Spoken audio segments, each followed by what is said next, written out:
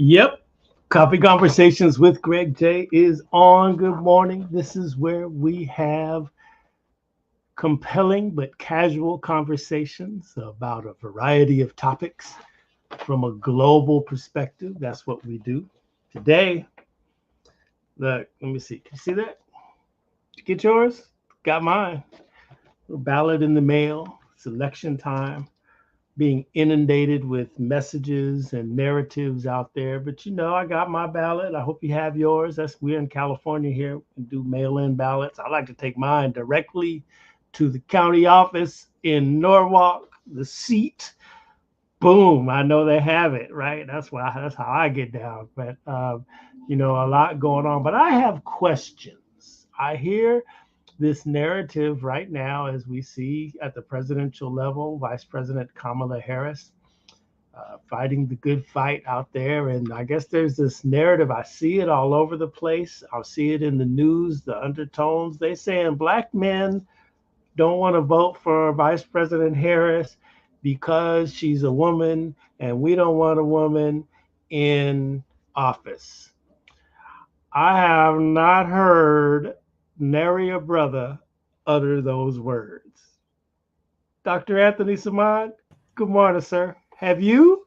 Good morning, Brother Greg. Have you heard any of the brethren saying that they did not want Vice President Kamala Harris in office because she's a woman? Well, let's clarify the landscape, first of all. Yes, Kamala Harris is underperforming with Black men. Okay. However, still 70% of Black men are voting for Kamala Harris. Okay. That's the latest numbers. Mm-hmm. Now, of those who may not be considering voting for her, they are folk who have been impacted by misinformation. Silly stuff like, she locked up Black men, or, Trump sent me a check. Trump didn't send you a check during COVID. Congress sent you a check.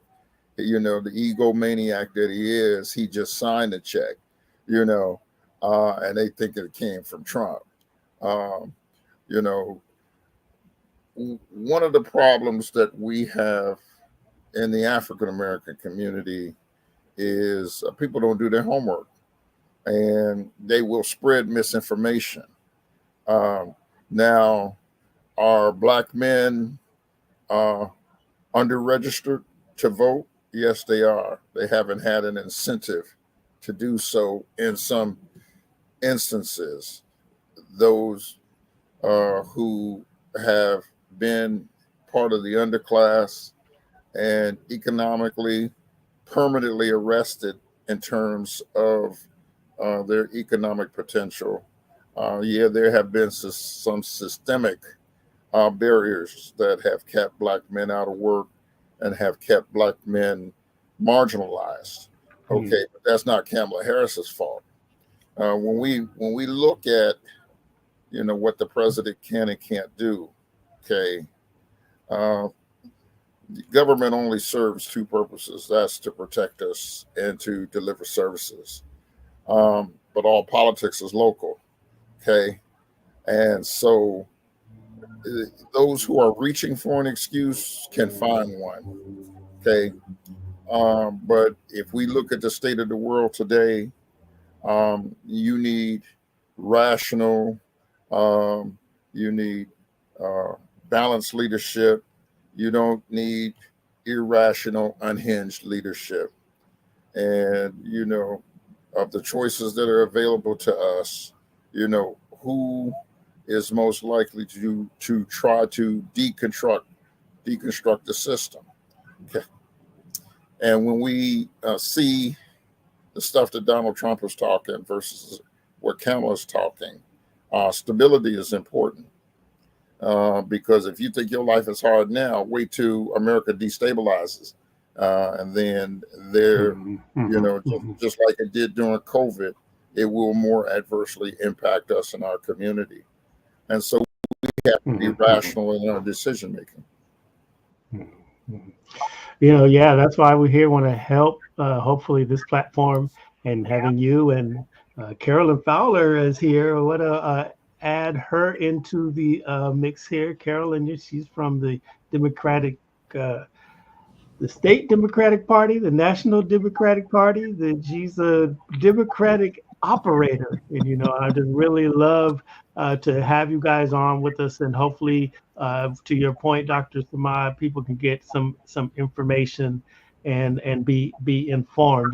Carolyn, thank you for coming on this morning. I'm just asking you the same question. So, our brothers hating on Kamala Harris, or what's the data? Well, first of all, greetings to you and your guests, and particularly my brother, Dr. Anthony Samad. You got the right one there to give that perspective, that's for certain. I do totally agree with him. Typically, our community is misinformed deliberately in some cases. Our younger generation is hooked on this social media, which almost as pervasive in giving bad information, whether it's the wrong date to vote or whatever. I agree with Dr. Samad's point. Last election, just so you know, 87% of Black men voted for Biden, just so you know. And so the fact that we're about 70% now seems to be on point. The woman just started running. I think people don't understand the time it gets to get information to people, because everybody's what's in it for me. Why would I support you? How is that going to change my life? If you'll remember right off when she made the announcement, and I was on that call with Winning with Black Women. I've been with them for the last year and a half. Right away, we raised a significant amount of money for her campaign. And then other groups started joining. And one of those groups was White Men for Kamala. The other group was Black Men for Kamala. I can speak as an AKA. The Divine Nine is totally behind Kamala Harris, and that's a lot of brothers, by the way. Dr. Samad being one of them as well. So I think we have to do what we've been doing. And it's on the ground. The barbershops, the beauty shops, but particularly for men, you have to meet these people where they're at. Unfortunately, they do have it wrong about the check. That was Congress doing that. And what the bigger factor that I share with men is, what you need to know is Donald Trump never spends his money. It's always everybody else's money. And the fact that when those 5 young men that were innocent in New York, that he took out a full-page ad, which cost quite a bit of money, to have them saying they should be executed. That's the conversation I have with men that say they got the check, and say, so is this the person you want to vote for? Because his entire life has been not about Black people. And so I think we have to educate more so than denigrate people, and give them an opportunity to come to some decisions themselves, particularly Black men. And Dr. Samad also spoke to the incarceration level. That contributes. So there are a lot of systemic reasons why Black men don't show up as much at the polls. And it's to no fault of their own.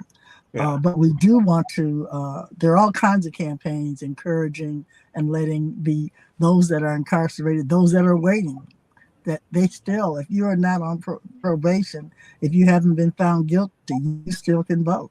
And we have to educate that population. There are a lot of campaigns that are doing that, particularly through our churches. So that's my take on the black men.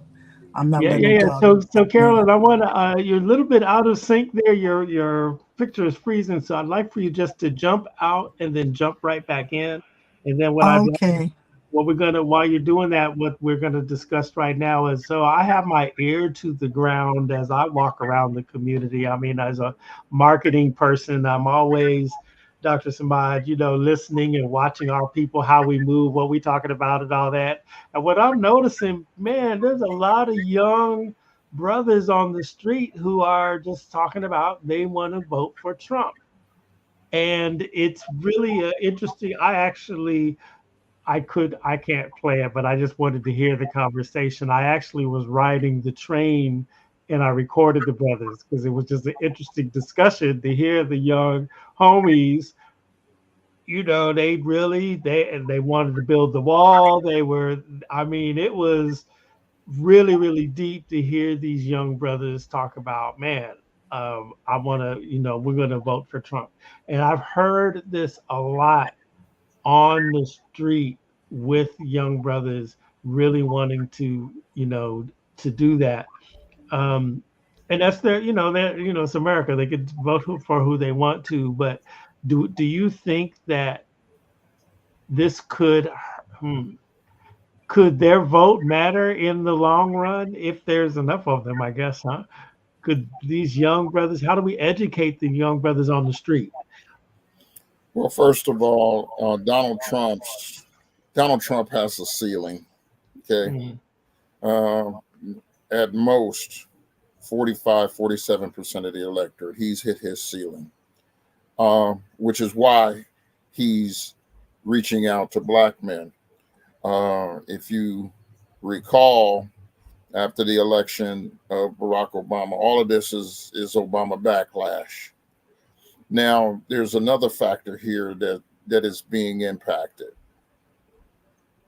America has to face centuries of patriarchal rhetoric. America is the last industrialized nation to have a female head of state. We've never had one. Even Mexico beat us on that one. Sure did. They need to get past their biases on gender and on race. Both of them are playing a factor. They say they want a woman, but not that woman. Well, they did the same thing to Hillary Clinton. That's patriarchal ideology. They don't believe a woman can lead. Women are running the world now. If you ain't got a woman on your team, you better get one, because they're rolling over folk. Okay, and they ain't playing. They might hit the horn once. Okay, but if you don't get out the way, they gonna roll right over you.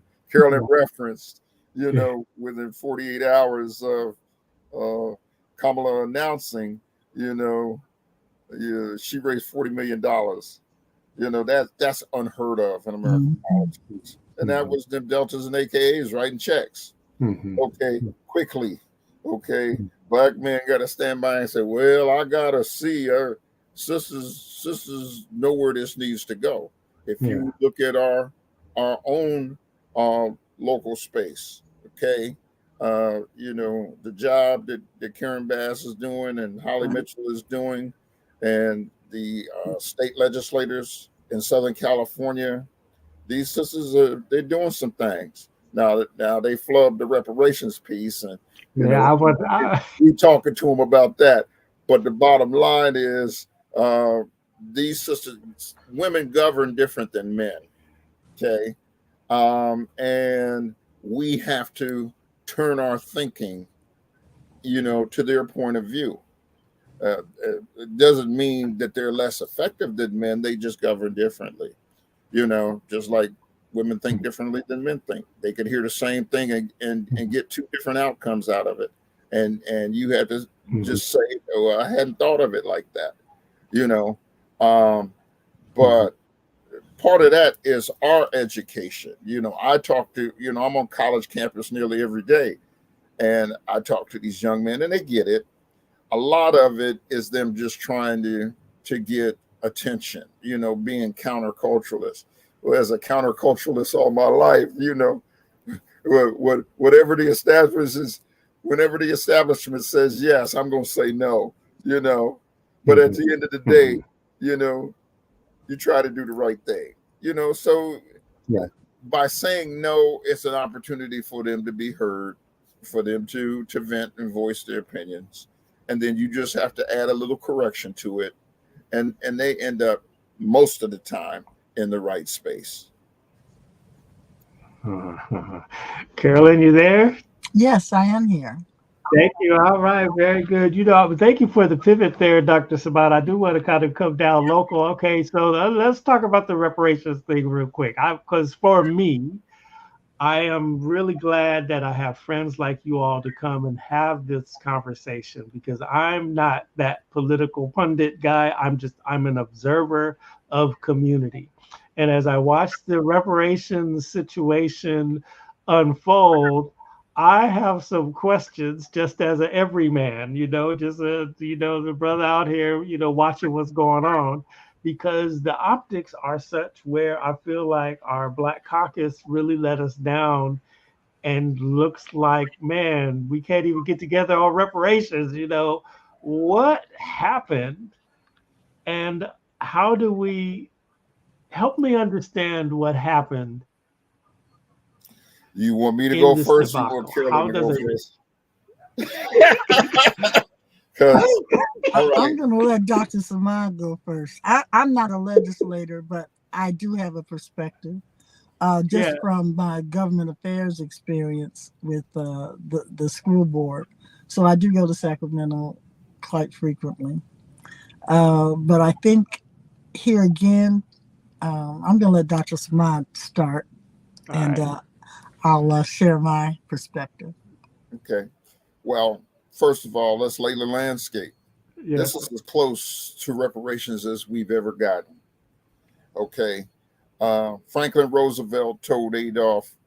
Philip Randolph, when he wanted to desegregate the federal government, the Defense Department, he says, yes, the Defense Department should be desegregated. Now go out and make me do it. Well, we have to go out and make Gavin Newsom do it. They had the votes. It had already passed the Senate. They had the votes in the Assembly. Now, for 10 legislators not to even second them, a conservative Republican introduced the bill, because none of the Black Caucus wanted to introduce it because they didn't agree with it. So it came down to personalities. Okay. They didn't want to back Bradford's bill. They didn't, little things that could have been fixed later, because public policy is incremental. So you take what you can get and then you go back. You had a couple of legislators who were turned out, so they didn't have anything to lose. Okay. The good thing is they can pick the bill up when they go back into the legislature. But Steve is turned out, so he can't champion the bill. So the question is, who's going to champion the bill? But they at least should have put it to a vote. Let it be voted up or voted down, But they got caught up in the minutia and the personalities, who likes who, or who wanted to drop kick who on their way out the door.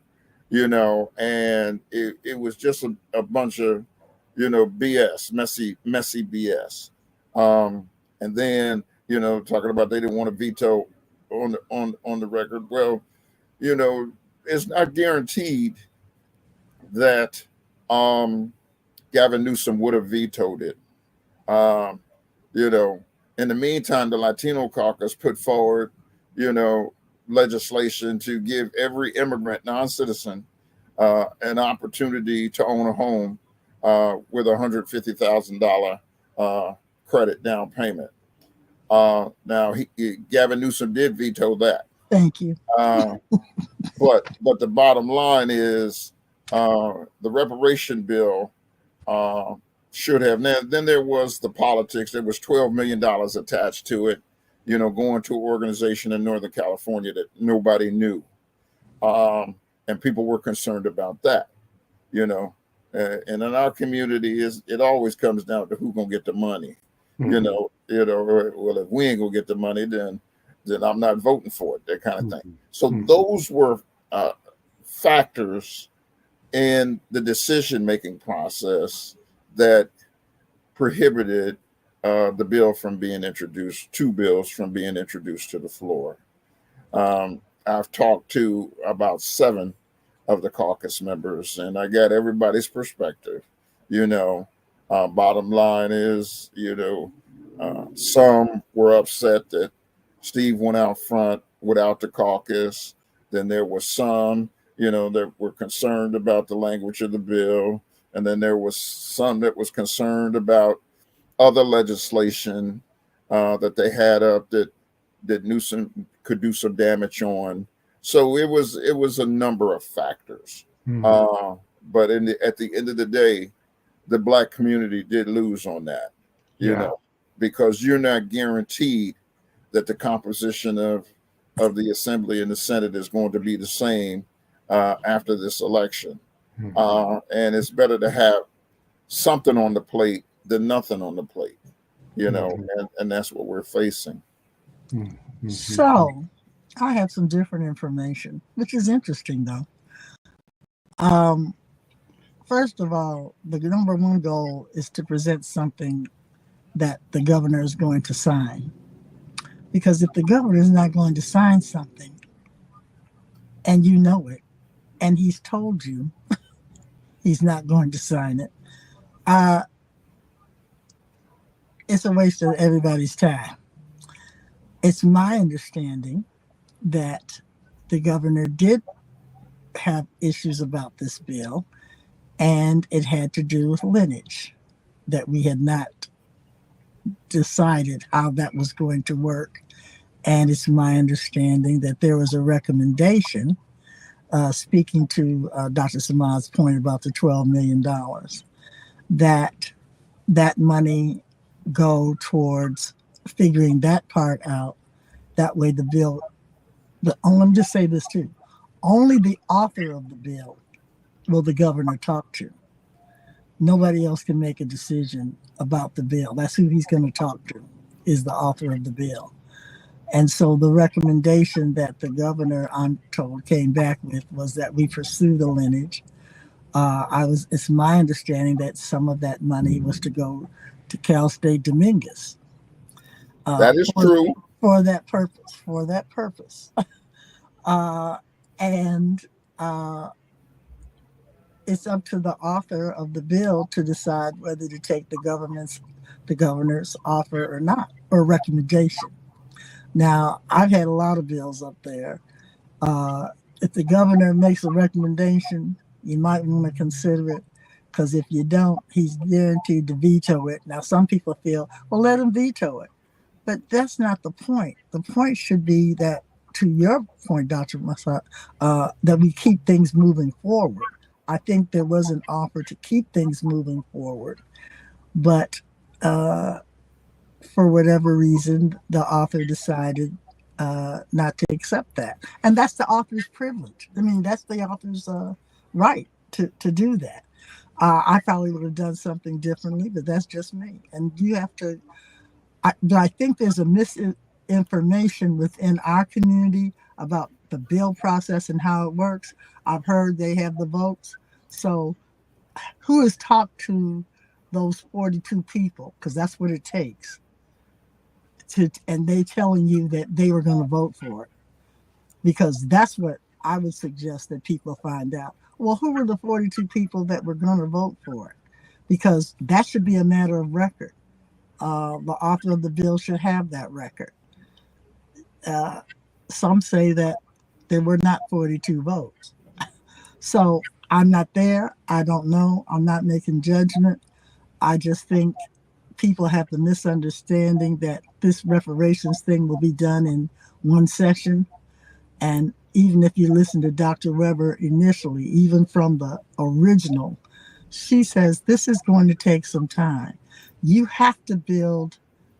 Right now, there's a poll out. 61% of the people in this state do not want reparations. So if that's true, how do we build a collaboration, a body of people that will support it? You have to educate them. And I think the caucus has a plan to do that. They have to educate their own members. They're talking about maybe doing some things to educate them, like maybe a trip back to the African American Museum. When people really don't know your history, and many of us don't know our history, so how would we expect that the other entities would know our history and understand the systemic, how deep this goes in every aspect, whether it's economic, whether it's housing, healthcare, everything, and how we've been mistreated this entire time.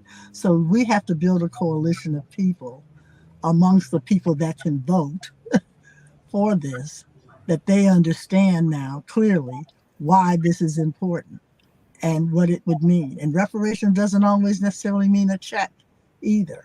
Some of us think it should, but there are other things that can happen.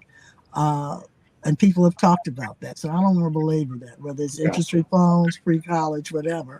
But you have to get there, and you can't go alone.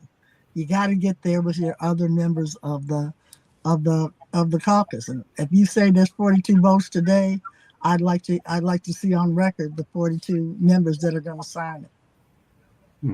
You said that one of the issues was the lineage portion. So in this apology that we got from the governor, I guess he's saying he's apologizing for the wrongs done to all Black people, which so is that a major? I was talking to someone, they were thinking that was they want to decide who would be eligible to receive. That's what the whole lineage issue is. That's the sticking point. It's a sticking point. Because it's not just the descendants of enslaved people. When they were taking land from Blacks, that was in the early 19th and 20th century. Okay, where California became a state in 1850. And at the turn of the century, they started, forcing people out of their properties or prohibiting them from purchasing through restricted covenants. I do want to make a point of correction. Building the 105 freeway. Right. Carolyn is correct about the 61%. But it's 61% of people are against Black reparations. See, and that's the anti-Black racism that California has a history of. True. Because, you had folk started talking about, well, what about the Mexicans when the United States took, part of Mexico, and displaced, indigenous Mexicans from their land, because Mexico ran all the way up to Utah and Colorado. Then you had people talking about, Native Americans. Well, Native Americans are getting their reparations. They never thought that they would do with those casinos what they're doing with those casinos, So it's always about us. Everybody should get theirs except us. And if we get ours, then we should get some too. And that is the confliction. That's why the Latino caucus advanced, that immigration home ownership bill, because if we get ours, they're going to come through that same door. And there is a reluctance to acknowledge that racism in California has largely been anti-Black, even though there has been some anti-Asian racism, even though there's been some anti-immigrant racism. The most persistent form of racism is anti-Black racism. And those barriers still prohibit African Americans from achieving equity today. And a vote would make them face up to it. Let them vote it up or vote it down. let the governor, if he say, now the governor has put it to us a couple of times, on not replacing the U.S. senator with a black woman. He traded off, and gave us Secretary of State, but that's not the same thing. We have to acknowledge that this governor wants to be president. Okay. Well, And he's going to need the African American vote, and we have to get something more from him than appointments. If we haven't learned anything in the last 30 years, is that you can give black folk appointments and jobs and stuff, but that doesn't help the masses of black people's condition. So trading off our wealth, or trading off our reparations for an appointment here and an appointment there, that's ineffective politics. That's immature politics. And can I add to just one piece of that bill was to establish a department to have oversight over the process.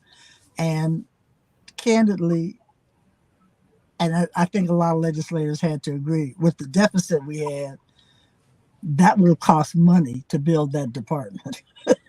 Right.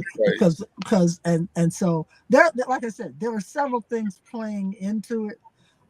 While this was not said, this is from a political perspective.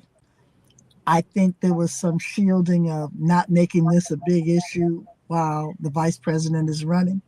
I think there were several things that went into this that the average person on the street would not necessarily be thinking about or know about. And we've covered, I think, all of them, to be quite honest.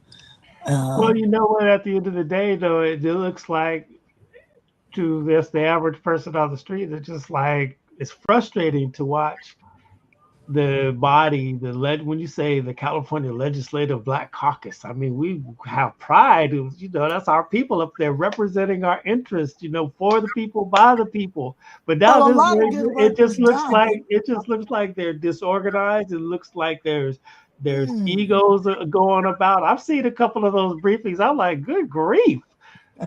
Well, I think a lot of good legislation was done. Senator Bradford has a good record of accomplishments in his term. He's not the only one terming out, but I think you did say something critical earlier, Dr. Samad. Women see things one way, men see things another. But when you're in the legislature, you have to get things done with other people. You just got to have those votes. And I think to Dr. Samad's point, all is not lost. It's just who's going to be the champion of reparations next term. Which one of the legislative black, and it might be somebody that's not even there yet, because we have quite a few seats with quite a few opportunities for there to be a change in the legislature with some additional black representation. So do not give up hope. I don't think any of us is going to let reparations go away. But I want to be realistic. It's not going to be an overnight process. Right. But to your point, Greg, it did make us look crazy as hell. And it feeded the stereotype of it. Black people can't get it together. Then you have the interlopers, the noise that's out there, calling for voting out black legislators. There's no guarantee black legislators will be replaced with black legislators. We made that mistake with Jackie Lacey. Jackie Lacey didn't deserve that. And now they're about to club this cat, who, they replaced him with, the same with Jim McDonald. They voted him out as sheriff, and we got that crazy Venezuelan, or whatever his name was, who basically promoted gangs within the sheriff's department. When you practice disruption politics, you never know what you're going to get for, trying to kick somebody out. And so those folk are talking about vote them all out. They show that they don't have the emotional maturity to navigate the process. This process can be corrected. I'm in total agreement with Carolyn on that. We took a strike. It's like we're up to bat and it's strike one. But you don't throw the whole team off the field just because you got one strike. That's that crazy, insanity that some of the, what I don't call them community activists. I call them community reactionists, that they want to react to everything in a way that is not only disruptive, but it really sets us back. And it's sad to see. I mean, I can't help but think about, listening to Charles Ogletree back in the day on KJLH radio and Mr. Peoples and just so many people who have championed the issue of reparations and Dr. Weber. I was one of her students, at San Diego State. I'm just saying, to watch all of these pioneers who have done the work that's required. And we, like you said earlier, this is the farthest we've gotten in reparations. We're the model for the whole country. You know what I'm saying? But we have federal too. We have a federal bill, Sheila Jackson Lee, remember? Yes. So who's going to take that up at the federal level? I asked Hakeem Jeffries that at the DNC, at the convention. Who's going to take that up at the federal level? So we're not alone in this. I don't think anybody's saying, oh, well, next. I think we're not going away on this subject, believe me. Yeah. All right. That's hopeful. Okay, so look, I saw some headlines where the NAACP denounced Kevin De Leon as, I guess he's still running. I mean, I think he's just going to get in office. What y'all think? I live in Inglewood. I have no idea what's going on in the city over there too much. I have no idea. I guess it remains to be seen.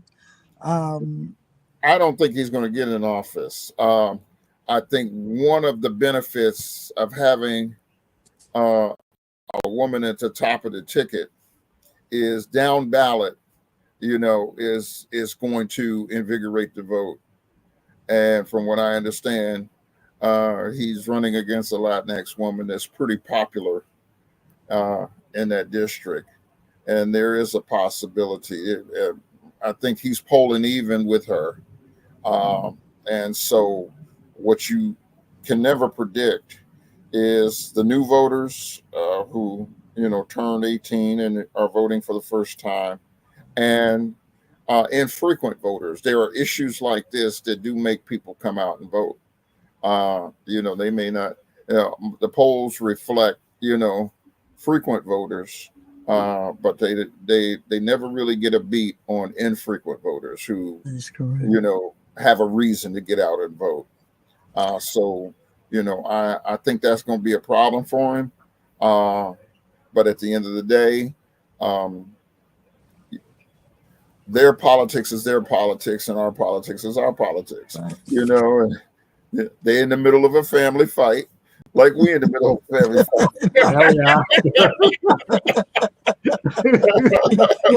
Yeah, we are.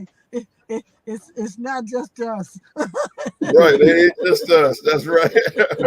That's right. All right, y'all. It's interesting. I do want to share with you. I saw this morning before I left.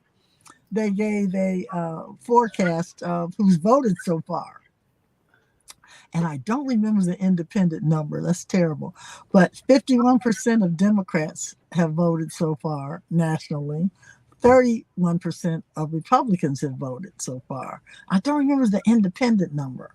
I think I can speak for independence as an independent. Okay. I left the Democratic Party in 1988 when Dukakis didn't put Jesse on the ticket. And I've been voting independent ever since. Independents are voting. I've already sent in my ballot. Independents are voting.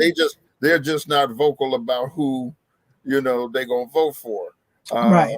But independents tend to lean Democrat. Yes. They just left the party, because they got tired of the infighting. And the I wish Republicans, that would happen on the Republican side. I think the Republicans don't leave the party; they just sit it out. So I think that is going to impact Republicans because they're just not feeling Trump. They're not going to leave the party; they just going to sit it out. And that's going to make a difference. Yeah, I was going to say, if that trend continues, then we may be looking at our VP making it. Yeah. Very good, very good. Well, look, I'm gonna take my ballot down to Norwalk today. That's on my to-do list. Anything I should be thinking about? What should we be thinking about that you all want the listeners and the viewers to know as we consider our ballot? What's important out here? I mean, it's all important, but what's vote immediately, sign that ballot, and get it in. You just don't know. Tomorrow's not promised. It might rain. Just do it right now while it's on, and take 20 people with you. All right. That's right. And I know there's some people that only want to go to the poll, and I respect that.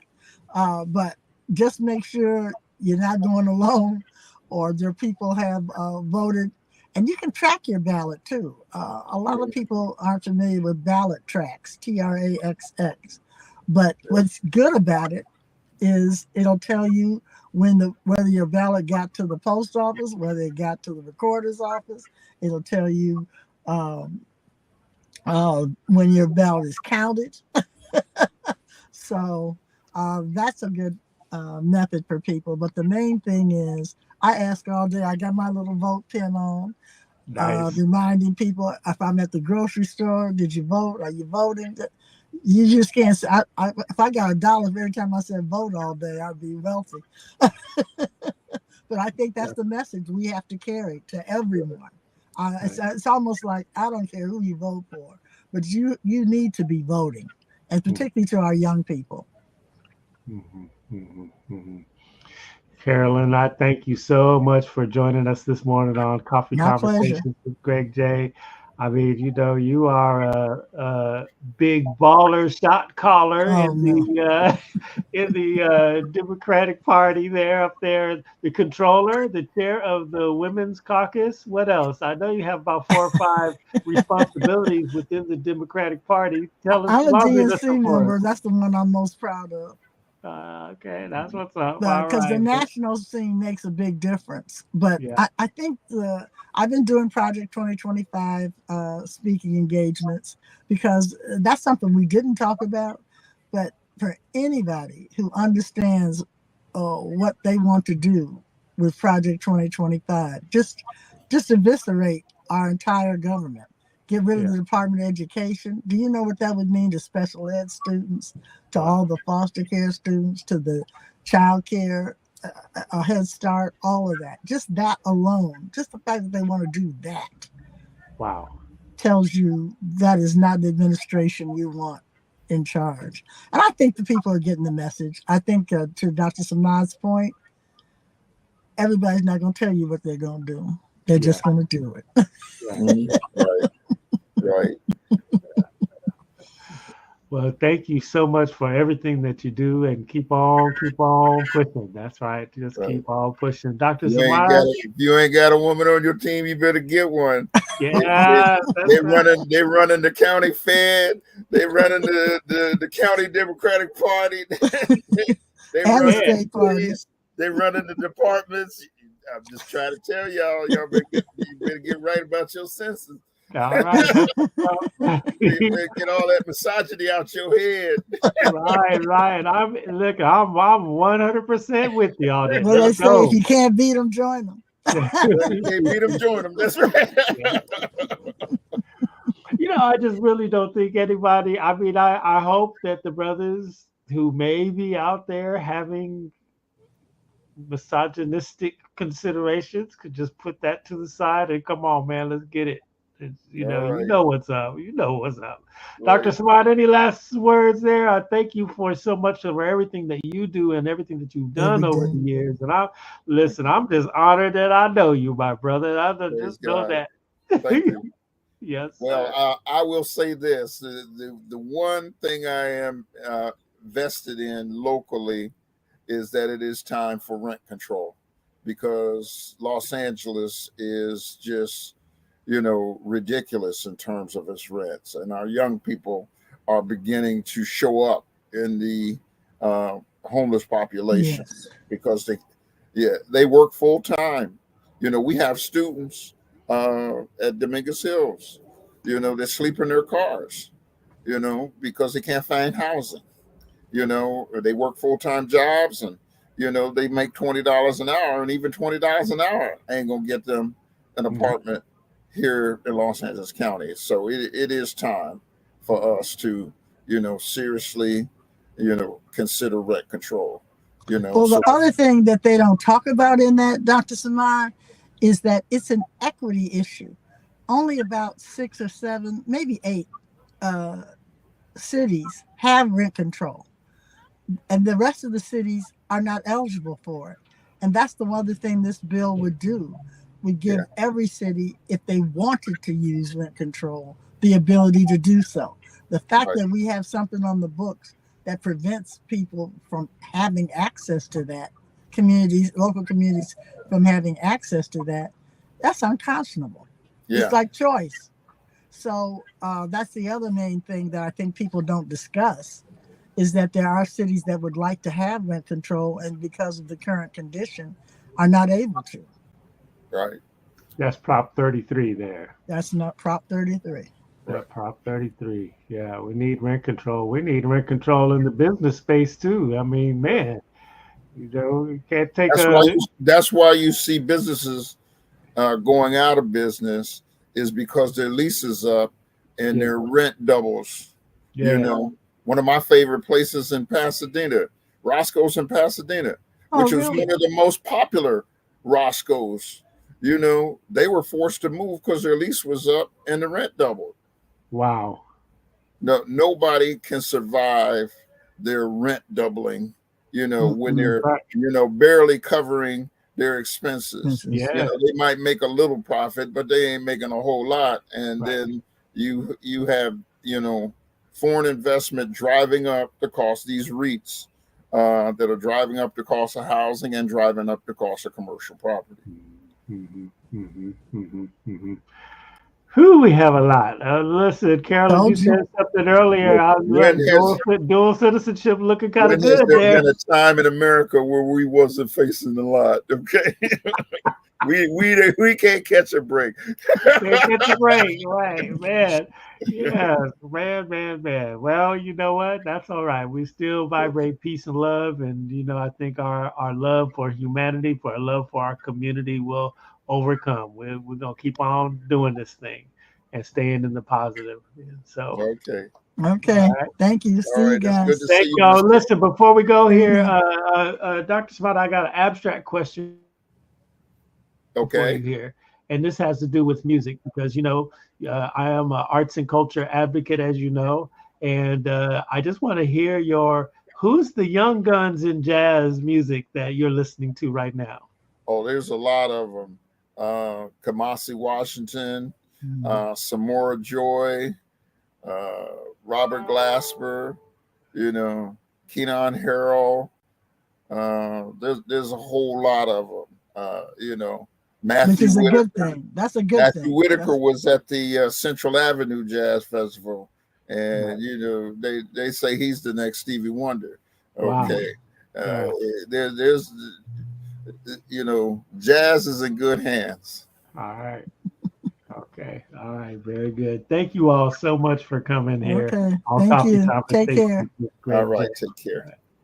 All right, y'all. You can get Coffee Conversations with Greg J on our Facebook page, Coffee Conversations with Greg J. You can go to Beach City Radio, beachcityradio.com, and you can see, this broadcast. You can also follow a lot of the stories that we talked about today at beachcityradio.com on the section that says Beach City Perspective.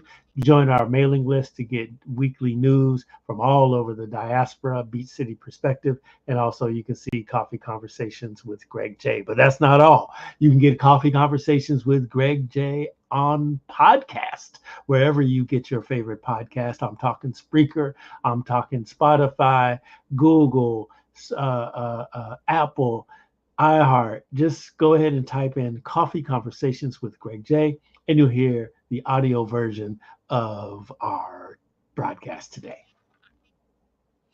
All right, y'all. Love one another. Love one another. Peace and blessings.